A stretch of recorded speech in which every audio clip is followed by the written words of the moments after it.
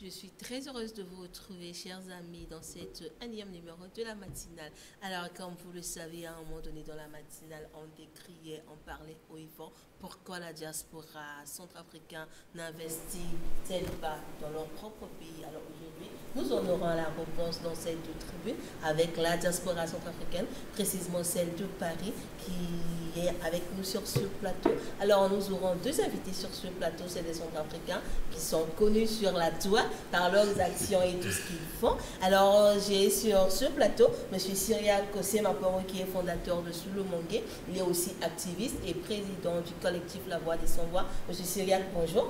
Madame, bonjour. C'est comment... Tout le plaisir est pour moi. Généralement, quand je viens en Centrafrique, je me dis, je vais faire un tour à la télévision nationale pour évoquer le combat que nous menons de tous les jours, parce que la vie est un combat. Et on se doit se battre pour rendre meilleur notre pays, notre chère patrie, ce pays qu'on en partage, contribuer à faire bouger les nids.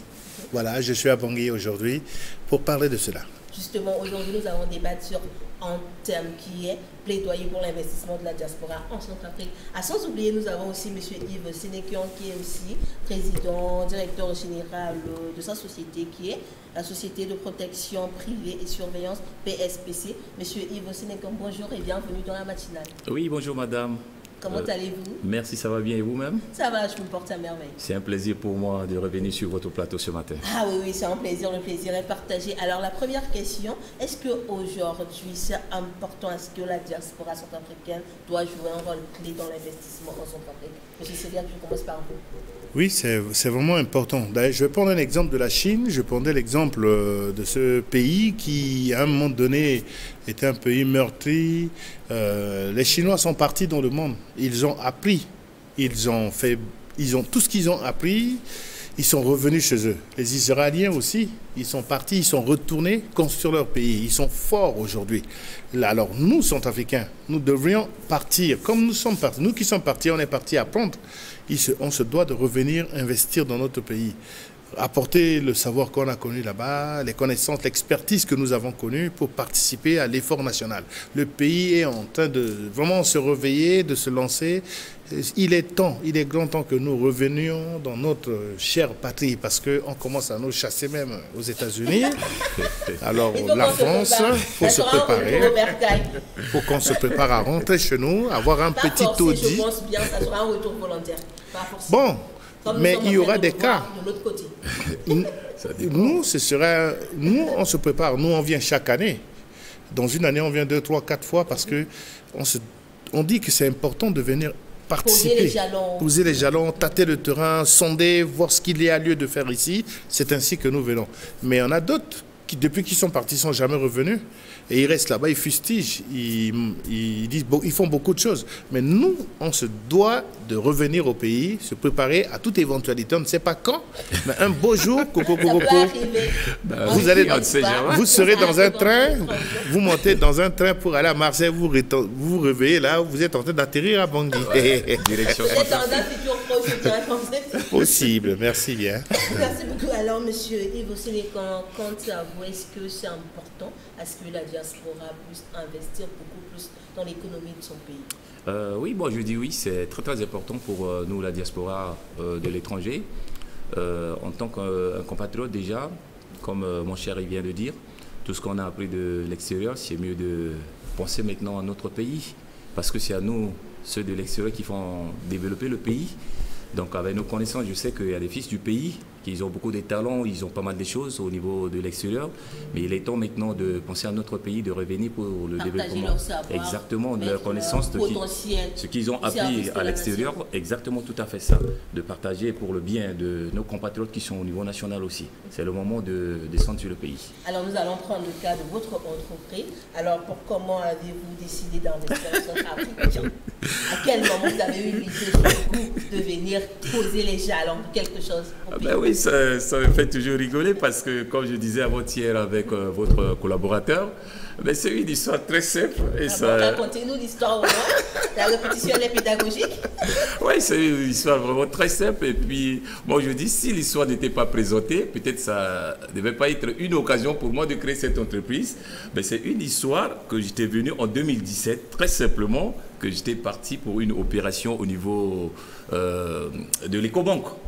Donc, il y avait... C'était une transaction bancaire. Exactement, c'est pour faire une transaction bancaire. Et il y avait un agent qui était de service ce jour. Donc, je me suis rapproché de lui et je lui ai posé juste une petite question très simple et basique pour moi. En tant que quelqu'un qui travaille ou qui est du métier, il doit connaître le minimum, le b.a.-ba de son métier. Donc, je lui ai posé la question de savoir c'est quoi un pictogramme. Parce qu'il y avait un extincteur. Il n'y avait pas un extincteur là où il y avait le pictogramme déjà. Ça posait problème déjà. Mais lui, j'ai vu le pictogramme et il n'y avait pas l'extincteur. Donc, je lui ai posé juste la question. Je lui dis, monsieur, ça c'est quoi? En sango. Et le monsieur, il me disait qu'il ne connaît pas. En sango. En sango. Et tout de suite, moi, je lui dis, il y a un problème là. Après, je l'ai interrogé encore pour savoir comment il était rentré dans la société où il travaillait. Donc, je lui ai posé encore la question pour dire, mais comment il a intégré? Donc, lui, il m'expliquait que c'était à travers les relations. C'est-à-dire, il y a son oncle qui connaît quelqu'un dans l'entreprise en question, dont je taire le nom, je ne vais pas citer le nom, qu'il a fait rentrer dans la société. Après, je lui dis, est-ce qu'il a suivi une formation? Donc, le monsieur m'a dit, non, il n'a pas suivi une formation. Et tout de suite, moi, je me suis dit, il y a un problème. Parce que quand on veut embaucher quelqu'un, ça doit être déjà, il y a des basiques, il y a des élémentaires, il y a des éléments fondamentaux que la personne devait connaître avant de faire le métier. Bon, je ne jugeais pas le monsieur. On est sur le terrain, il y a des gens qui cherchent du travail, c'est la réalité de notre pays. Donc, la nécessité de trouver une solution. Exactement. Donc, je me suis dit, là, il y a un problème là. Et je lui ai demandé encore où se trouvait l'extincteur.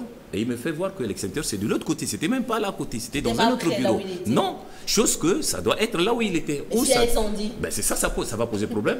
Et alors, tout le monde a le droit à utiliser. Mais pour lui, il me disait que c'est un ingénieur qui l'a placé. Alors, chose que moi, à l'extérieur, ça semble flou dans la tête. Non, moi, je ne peux pas accepter qu'il me dise que c'est un extincteur, c'est un ingénieur. Là, moi, je trouvais qu'il n'y a pas de logique dans ce qu'il est en train de me raconter.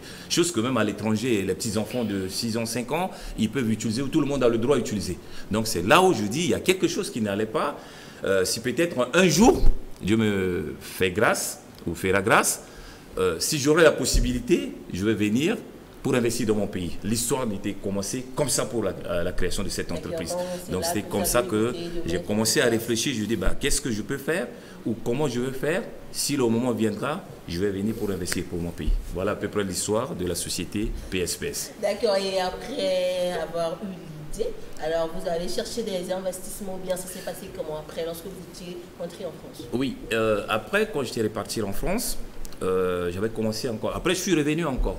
Donc j'avais fait l'étude du terrain pour voir à peu près comment ça se passe au niveau national. Donc j'avais vu, il y a les compatriotes qui sont là et puis il y a d'autres concurrents, des étrangers qui tenaient ce marché. Effectivement, eux, ils sont plus que nous les compatriotes et chose que moi j'arrivais pas à comprendre parce que déjà normalement c'est notre terre. C'est nous les Centrafricains d'abord et non les étrangers.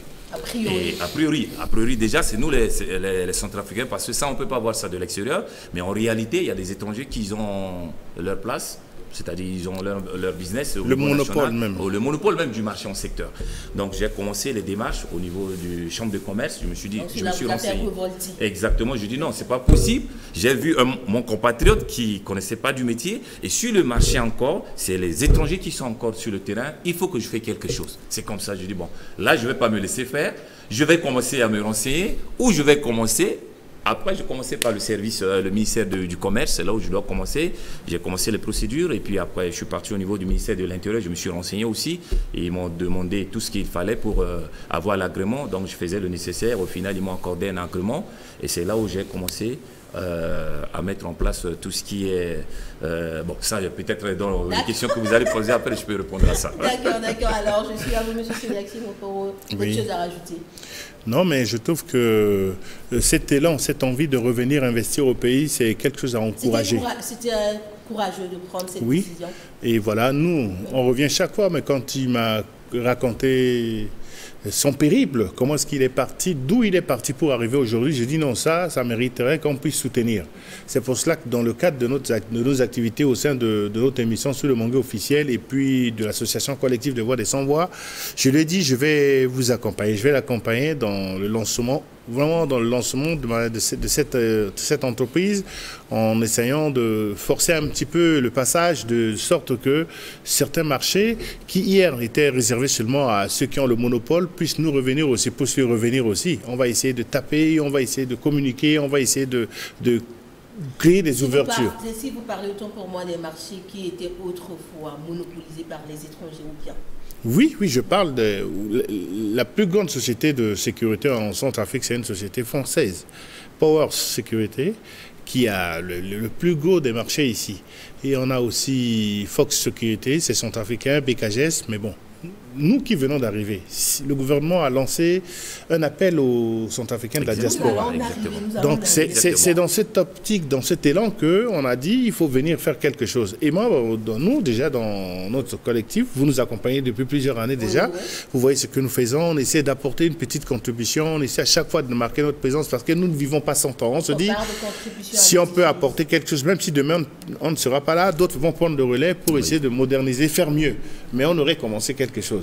Le plus difficile, c'est de ne pas avoir commencé. Mais nous, on a commencé. Vous avez osé. On a osé et on vient tous les ans. Voilà, les résultats sont là aujourd'hui. Alors, M. Syriac, est-ce qu'aujourd'hui, vous pouvez nous citer brièvement les secteurs clés où la diaspora peut contribuer efficacement? Il y a plusieurs secteurs. Je vais vous dire que le pays est vierge. Hein. La République centrafricaine est un pays vraiment vierge. Il y a tout. Figurez-vous, vous pouvez ramasser des cailloux, des gros morceaux de cailloux que vous rencontrez dans chaque coin là. Vous faites un tas, vous restez à côté, quelqu'un va venir demander c'est combien ces cailloux. Parce que vous avez ramassé ces cailloux, vous les avez mis là. Et quelqu'un se trouve être dans le besoin. C'est dire que tout est à faire. On a la possibilité de créer de la richesse. On a une demande croissante. On a une demande, le besoin se fait sentir. Les gens, beaucoup peut-être ne savent pas où est l'essentiel, mais on est entouré d'opportunités qu'il faut seulement saisir. Voilà, et puis avancer. Moi, je vendais du savon avant. Figurez-vous, il y a des savons Miss Afrique que tout le monde connaissait. Là, on vendait ça à 200 francs. Moi, j'ai dit, mais pourquoi tout le monde achète à 200 francs? Avant de partir en France, avant de travailler même pour la Banque centrale, je dis, moi, j'aimerais faire cette affaire-là. J'ai été demandé, j'ai fait une étude du marché, tout le monde vend à 200 francs, mais on vend là-bas le savon, le carton à 80 morceaux à 160, à 100, peut-être 45 francs par là. J'ai dit, moi, je vends à 160 francs, je vais gagner seulement 15 francs dessus. Le pourcentage. Mais j'ai ramené 2 cartons. J'ai ouvert seulement le carton, c'était terminé. Et j'ai ramené 2 autres cartons, c'est terminé avant 1 heure. J'ai dit, il y a quelque chose. Alors, si on ouvre les yeux, il y a beaucoup de possibilités. Il suffit d'ouvrir les yeux, de saisir les opportunités. Même si on veut faire en grand niveau, on peut le faire. J'étais devenu, dans un laps temps de 3 mois comme ça, j'étais devenu un grossiste. C'est pour dire qu'il y a tellement de choses à faire. Il faut que les gens se réveillent pour saisir les opportunités et puis créer de l'emploi, créer de la richesse. On peut le faire. Et si encore on nous donne la possibilité de le faire, quand l'État tend la main, saisissons cette opportunité, faisons quelque chose. Moi, j'abonde totalement dans le sens qu'il explique. D'accord. Alors, M. Yves Sénécan, alors, après avoir pris la décision, vous êtes revenu à Bondy. À partir de quelle année pour mettre en place votre structure? Bon, après l'obtention de l'agrément de la société, c'était le mois de février dernier, c'est février 2024. Que j'ai commencé à exercer et j'ai inauguré la société depuis. Donc c'est un nouveau bébé. Ouais, c'est un bébé qui vient de naître, donc on n'est pas encore, on est en train de tantonner sur le marché. Donc c'est depuis le 10 février 2024 qu'on est en place. Donc vous êtes toujours dans votre phase de lancement. Exactement, oui, exactement, c'est bien ça. Alors après un an, est-ce qu'aujourd'hui vous arrivez à avoir des marchés, vous positionnez mieux? Bon, je peux vous dire présentement non, pas encore, parce que comme on vient de commencer, il y a ce côté de réticence un peu, ou de réticence un peu pour les particuliers ou les entreprises encore, parce qu'ils ne nous connaissent pas encore. Déjà, pour le marché, il faut faire déjà de la confiance avec la personne, mais de ce côté, on n'a pas encore eu l'occasion encore. Mais on a quelques contrats. Vous parlez de notoriété ou bien oui, de notoriété, oui. Parce que sur le marché, comme mon collaborateur tout à l'heure il avait dit, il y a des entreprises qui étaient déjà avant nous et monopolisaient pas mal des contrats. Et ça fait que nous-mêmes, dans les appels d'offres, quand on présentait nos dossiers, ils voyaient que nous, on était encore très jeunes, ou on est encore jeunes dans le domaine. Et il y a cette question de confiance et puis d'expérience. Oui, et puis il y a ce côté de confiance aussi, parce qu'on ne peut pas faire confiance à quelqu'un qu'on ne connaît pas déjà. Il y a ce côté, parce que, comme il disait, on venait de temps en temps. Donc on a un pied de l'autre côté, de temps en temps on venait sur le territoire, donc les gens ne nous connaissaient pas encore trop. Donc on a le temps encore à faire notre place sur le marché. Donc ça fait qu'on a cette difficulté d'avoir des marchés au jour d'aujourd'hui. Même dans les appels d'offres, parfois quand nos dossiers est retenu, mais malheureusement il y a des coups de fil qui vont passer et on perd le contrat. Donc c'est-à-dire qu'il y a des gens qui sont derrière... Mais pourquoi ? Bah oui, vous savez, la réalité sur le terrain, c'est pas la même chose de ce que nous, en tant que les responsables ou les dirigeants d'une société, on peut vivre, quoi. Parce que on connaît bien, c'est notre pays, on sait comment ça se passe dans le pays. Il y a la corruption qui est là, je dis le nom, c'est ça, c'est la corruption. Et après, quand tu n'as pas quelqu'un derrière toi, il n'y a personne qui peut te soutenir. Mais nous, dans notre société, en tant que PSPS, on n'a personne derrière nous. Donc on essaye d'avancer à notre propre moyen et à notre niveau. Mais le gouvernement a mis en place une politique d'accompagnement dans ce sens. Oui, effectivement, comme vous dites, le président de la République lui-même, il avait demandé à la jeunesse, à la diaspora de descendre sur le territoire pour investir pour le bien ou le développement de notre pays. Mais nous, on est là. Mais malheureusement pour nous, au PSPS, nous, on n'a pas eu cette chance ou on n'a pas eu cette mesure d'accompagnement. Nous, on n'a pas. On se débrouille avec notre propre moyen, c'est-à-dire avec mes propres moyens, mes propres économies que Dieu m'a données. C'est en fonction de ça que jusqu'au jour d'aujourd'hui, je continue à Mais avez-vous cherché à savoir pourquoi vous n'arrivez pas à décrocher tant de marchés ou bien? Cela est dû à quoi? Vous avez évoqué la question de connaissance du terrain, vous avez évoqué la question parce que vous venez à peine d'implanter l'entreprise. Est-ce que c'est ça qui pose problème ou bien? Bon, il y a des ondes de soi aussi. Déjà, je vais commencer parce que parfois il y a des appels d'offres, nous on n'est pas au courant. C'est-à-dire, ils lancent les appels, mais vu qu'on vient de commencer, donc nous on ne sait pas exactement quel moment. Pas dans le système. Exactement, on ne sait pas exactement à quel moment ils ont lancé, mais c'est après par la fin où les sociétés retenues, c'est là où nous on va être au courant qu'il y avait un appel d'offres qui a été lancé, mais malheureusement c'est déjà clôturé, donc on ne peut pas déposer notre dossier aussi pour participer à cet appel. Donc ça pose problème aussi avec nous.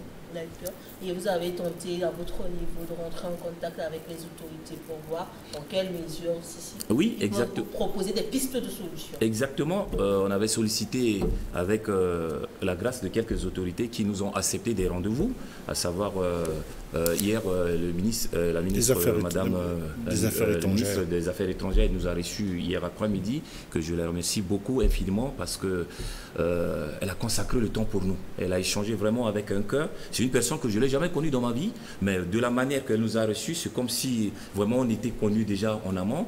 Et il y avait d'autres ministres aussi qui nous ont reçus. Prenons par exemple le ministre de la Communication, le ministre conseiller Singa et Ngoyos. Il y a le ministre Ngoyos et puis il y a peut-être d'autres ministres encore. Il y a peut-être d'autres ministres aussi qu'on va aller vers eux pour demander aussi leurs conseils, pour demander aussi s'il peut nous aider, parce que le président même lui-même il a dit ben, la jeunesse, il faut venir, c'est le moment. C'est le moment. Vu qu'on est en difficulté au jour d'aujourd'hui, on n'arrive pas à continuer. Est-ce qu'il faut encore laisser nos frères entrer dans les quartiers, ou est-ce que je ferme la porte, ou est-ce que je continue? Ça a été un retour positif, on peut le dire, après les rencontres avec les autorités ministérielles. Oui, il y a un retour positif. En fait, je lui ai dit... dans les jours à venir, je lui ai dit, tout à fait. On a ouvert des dispositifs. On a commencé par faire des séances de communication. On a ramené des nouveaux flyers pour toucher du monde. On a pris contact avec les autorités qui nous ouvrent leurs portes avec sérieux et puis très bel accueil. On a échangé pour poser les problèmes, les difficultés qu'ils rencontrent. Et on a souligné aussi le point que c'est le gouvernement qui a demandé à ce que nous venions. C'est notre pays, nous souhaitons venir contribuer, faire bouger les lignes. Mais ces difficultés qu'on rencontre, ça fait que même au mois, il a un certain nombre de personnels. Il est obligé d'envoyer de l'argent depuis la France pour compléter, payer le personnel. Ça, c'est vraiment... Alors, si c'était quelqu'un qui n'avait pas le cardio, les reins solides, il aurait dit non, j'arrête tout. Et ça ne fait pas bien. Cette fois-ci, on souhaite tenir. On souhaite tenir, vous faire bouger les lignes. Oui, tenir, faire bouger les lignes, insister de manière à rentrer en contact avec. Aujourd'hui, il était à la mosquée, il a été reçu à la mosquée, le médecin qui l'a présenté de la société. Il dit, si vous avez des chantiers, nous sommes disposés, on a des éléments bien formés qui peuvent donner. Nous, on a été à l'Alliance française, on a vu le directeur de l'Alliance française, on lui a dit, vous avez une équipe de sécurité, mais nous aussi, on peut travailler à l'intérieur, on accueille beaucoup de choses. On leur a donné les papiers, on a des gens qui sont sur le terrain en ce moment, avec des flyers, les annonces pour toucher. Samedi dernier, on a fait une démonstration de self-défense avec les agents en place et puis des journalistes qui étaient là pour les conférences de presse. C'était quelque chose de probant. On espère qu'au sortir de tout ça, c'est au sortir de cela, et avec les conseils qu'on a reçus aussi du ministre des Affaires étrangères qui nous demande de rentrer dans le système, de rentrer dans le moule, de ne pas rester en retrait, de proposer, d'aller rencontrer les gens, d'échanger avec eux, et c'est ce qu'on a commencé par faire. On espère que ça va donner quelque chose de meilleur. D'accord. Alors, selon vous, quels sont les obstacles qui freinent l'investissement de la diaspora? Les obstacles, vous savez, certaines sociétés ont des agents qui n'ont même pas, qui sont même pas formés. Hein. Il y a des agents de sécurité où vous faites comme ça, là, lui-même il tombe, parce qu'il n'a pas été formé. Et certains ont été ramenés du quartier parce qu'ils ont besoin du personnel, on les met là et puis fait comme ça, ça. Mais lui, par contre, il forme les agents dans sa société, avec des experts nationaux qui sont ici, qui ont été formés à l'extérieur, qui forment ces agents, et nous avons des agents qualifiés. C'est un travail d'expertise. Personnellement, je suis venu, je leur ai fait faire des programmes de self-défense pour qu'ils puissent être à même de pouvoir se défendre en cas d'agression. Un autre professeur d'arts martiaux poursuivra ce travail de manière à ce que ce soit des agents aguerris. Nous proposons un service bien. L'accompagnement, les gardes du corps rapprochés, beaucoup de services seront ajoutés à cela. Mais les difficultés, c'est là. Hein. Les anciens qui sont là, ils ont peu le terrain, mais on essaie petit à petit. On va même vers ces anciens-là demander des partenariats, hein, de manière à ce que s'ils ont des marchés, ils peuvent nous sous-traiter certains de leurs marchés. Ça, c'est des opportunités qu'on ne laissera pas. On ne veut pas repartir, fermer la porte, on veut continuer. Vous êtes rentré, donc vous n'allez plus ressortir, c'est ça? Non, c'est clair. On est rentré, on ne va pas revenir. D'accord, alors aujourd'hui, les principaux défis que vous avez? Le défi déjà, comme il avait dit, nous déjà, nos agents sont des agents qui sont prêts à l'exploitation. C'est-à-dire, on forme nos agents, ils sont formés avec les modules comme de l'extérieur. Ils sont formés sur le domaine, par exemple, de tout ce qui est incendie. Ils sont formés dans le domaine des risques terroristes, parce qu'on ne sait pas, même si dans notre pays, ce n'est pas encore arrivé, mais ils sont déjà préparés avec ça. Ils sont formés sur le domaine des gestes de premier secours, c'est-à-dire au cas où s'il y a une victime, parce que quand tu travailles dans un établissement, il faut que tu sais à peu près s'il y a un problème, il faut intervenir pour la personne. Tu ne vas pas laisser la personne devant toi mourir comme ça. Donc ils sont formés sur le domaine, par exemple, la gestion des conflits, à peu près tout ce qu'un agent de sécurité peut être en position pour ce nom d'un agent de sécurité pour être respecté. Donc nos agents au jour d'aujourd'hui, ils sont bien qualifiés et ils sont disponibles. Ils ont la compétence. Ils ont la compétence. Comme il a dit tout à l'heure, c'est des experts, c'est des gens qui sont formés même de l'extérieur, qu'on les a sollicités pour former nos agents. Donc, ils sont bien formés et ils sont prêts à être embauchés déjà. Au cas où si on nous donne l'opportunité de les faire sortir du chômage. Sera donnée. Nous espérons.